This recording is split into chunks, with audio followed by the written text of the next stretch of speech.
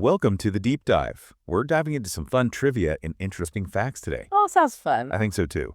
We'll be taking all our info from Learn a Lot While You Sit on the Pot.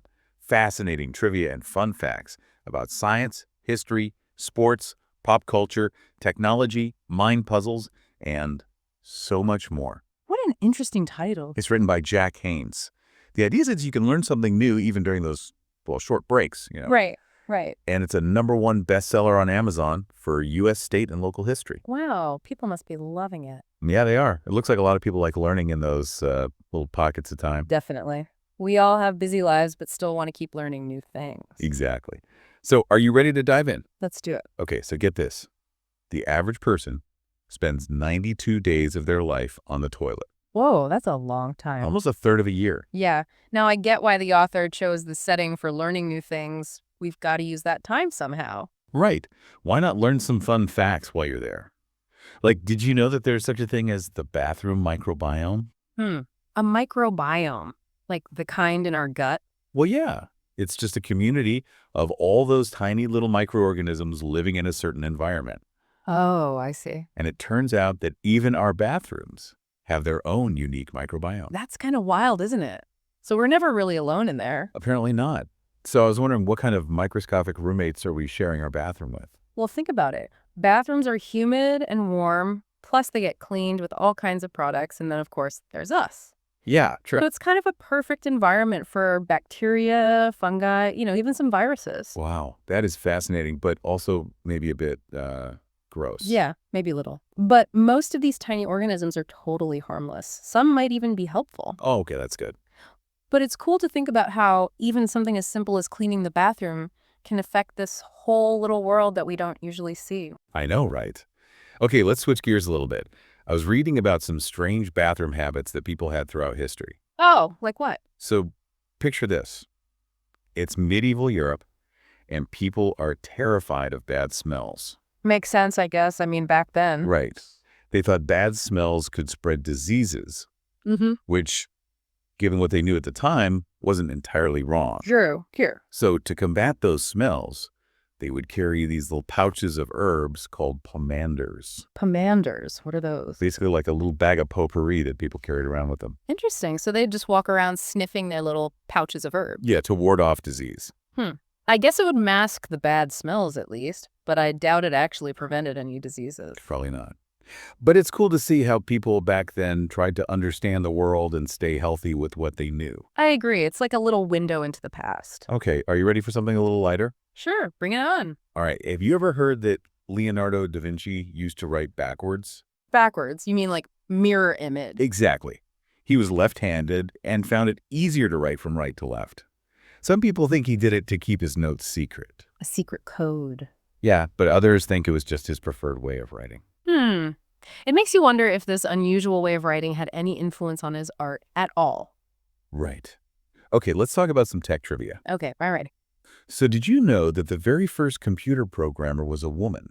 Really? No, I didn't know that. Who was she? Her name was Ada Lovelace. She lived in the 19th century and worked with Charles Babbage. Babbage. Wasn't he the one who designed that early mechanical computer? Yeah, the analytical engine. Yeah.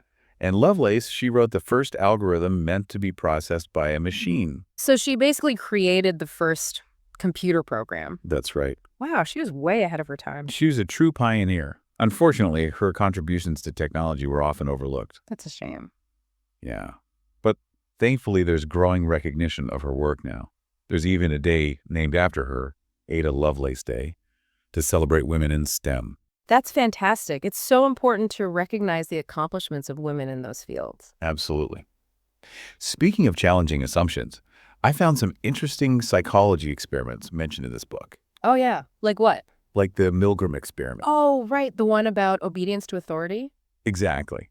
So in this experiment, participants were told they were helping with a learning and memory study, Uh-huh. and they had to give electric shocks to another person who was actually an actor pretending to be in pain. Wait, they thought they were actually shocking someone. Yeah. Of course, the shocks were fake, but the participants didn't know that. Oh, wow. That sounds intense. It was. The researchers wanted to see how far people would go in obeying authority, even if it meant hurting someone. I can see why this one's so controversial. So can I. But the results were pretty crazy. A lot of the participants kept giving shocks, even when the actor was screaming, just because the person running the experiment told them to. Wow, that's disturbing. It is. It really makes you think about how powerful situations can be and how they can make us do things we wouldn't normally do. For sure. It makes you question how much control we really have over our own actions. Right. And it makes you think about the power dynamics involved, too. Exactly. Would the participants have acted differently if the authority figure had been different, or if the whole setting wasn't so serious? It's a good question. And that's just a taste of what's in this book. We've talked about bathroom microbiomes, strange historical hygiene practices, and groundbreaking psychology experiments. It's amazing how much we've covered already. This book really lives up to its title. There's just so much variety. It does. Ah, And there's still so much more to explore. can't wait. We'll be back after a short break to continue our deep dive into these fascinating facts and trivia. Sounds great. I'm looking forward to it. Me too. Uh, You know that Milgram experiment? It really makes you think about the power of situations. it does, doesn't it? Makes you wonder how much our behavior is shaped by the context, you know? Exactly. Like even something as simple as spending time in the bathroom. Oh, yeah, for sure. Speaking of which, I'm curious about those strange bathroom habits throughout history. Me too. We talked about those little pomanders, but what else did you find? Well, one thing I thought was really interesting was the history of toilet paper. Toilet paper. Really? Yeah. It might seem kind of mundane, but it's actually a fascinating reflection of cultural practices and how technology has changed over time. Okay, you've got my attention. Tell me more. So, before toilet paper was invented, people used all sorts of things like leaves and moss, even sponges. Wow. Really? Yeah, some even used sheep's wool. Sheep's wool. Ouch. Yeah, not very comfortable. It wasn't until the late 1800s that toilet paper as we know it became widely available. And even then, it was a luxury. Exactly. It's funny to think about something we take for granted now used to be a special treat. It is. Makes you appreciate the little things. It really does. It also shows how our needs and expectations change so much over time. That's a great point. Okay, let's shift gears again. Back to technology. What other interesting tech facts did you find? Okay, so get this. The very first mobile phone call was made in 1973, April 3rd to be exact. Wow, over 50 years ago. I know, it's hard to imagine life without cell phones now. Totally. Who made that first call? It was an engineer at Motorola, Martin Cooper, and he called his rival at Bell Labs, just to gloat a little. Oh, that's great. I wonder if those early cell phones were Probably huge and clunky, right? like bricks. Probably. Yeah. But they were a major breakthrough. It's amazing how far we've come from those early models to the smartphones we have now. It really is. Okay, let's talk about art again. What other fun facts about artists did you find? Well, I read about Michelangelo and his sculptures. He believed that the figures he was sculpting were already inside the marble, just waiting to be released. Wow, that's a really interesting way to think about it. Right, like he saw the potential in the raw material and felt like his job was to uncover it. It's like he was setting them free. Exactly. It shows how dedicated he was to his art. It makes you wonder if other artists felt the same way about their materials. I'm sure many of them did. It's that spark of inspiration, that belief that there's something hidden waiting to be revealed. Whether it's in a block of marble or a blank canvas, or even in music, right? Exactly. Okay, I'm ready for some more psychology experiments. Oh yeah, which one caught your eye? Well, have you heard of the Stanford Prison Experiment? Oh yeah, the one from the 70s, right? Yeah, 1971. It's considered a classic, but also it's pretty controversial. Yeah, for sure. So what was it about? Well, the researcher Philip Zimbardo, he created a fake prison in the basement of the psychology building at Stanford. I've seen pictures. It looked pretty realistic. It did. And then he randomly assigned students to be either guards or prisoners. I can see where this is going. It was supposed to last for 2 weeks, but they had to stop it after just 6 days. Why? What happened? The guards started abusing their power, and the prisoners, well, they started to break down emotionally.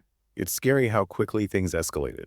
It is. It really makes you think about the power of roles and how situations can change our behavior. Yeah, it makes you wonder if any of us are truly immune to that kind of influence. Exactly. And it raises some serious ethical questions about research, too. Definitely. It's a reminder that we need to be careful about the power dynamics that we create, even in something like a research study. Absolutely. It's heavy stuff, but it's important to learn from those kinds of experiments. I agree. It's amazing to me how this book has sparked so many interesting conversations. I know, right? It's such a simple concept, learning in those little moments throughout the day, but it's really powerful. And fun, too. It's not like we're reading a textbook. It's just these little bite-sized pieces of information. I love that. It makes learning feel more accessible. Absolutely. Well, we've talked about some pretty interesting things today, everything from ancient bathroom habits to the complexities of human behavior. It's amazing how much ground we've covered. I know, right? But there's still more to explore in Learn a Lot While You Sit on the Pot. Stay tuned, and we'll dive into some more fascinating trivia after the break. Sounds good. I'm ready for more. Welcome back to our deep dive. This book, Learn a Lot While You Sit on the Pot, has been full of surprises. It has, hasn't it? It just shows you that learning can be fun and you can do it anywhere, really. That's for sure. We've talked about some really interesting things already, like the bathroom microbiome Yeah. and the Stanford prison experiment. Those were pretty intense. They were, but remember, we were about to dive into those strange and unusual laws from around the world. Oh yeah, those legal oddities. Hmm. Are you ready for some seriously strange laws? I think so. Hit me with it. Right. How about this? In Switzerland, it's illegal to flush the toilet after 10 p.m. in apartment buildings. Wait, really? Why? It's considered noise pollution. Noise pollution from flushing a toilet. Apparently so. The Swiss, they really value their quiet time. Wow, that's considerate, I guess. But imagine if you really had to go, ha. Right. Okay, how about this one? In the UK, it's against the law to handle salmon suspiciously. Handle salmon suspiciously. What does that even mean? Well, that's the thing. It's pretty vague. But I guess it's supposed to prevent salmon poaching. I can only imagine what counts as handling salmon suspiciously. Right. Okay, last word. This one is from France. It's illegal to name a pig Napoleon.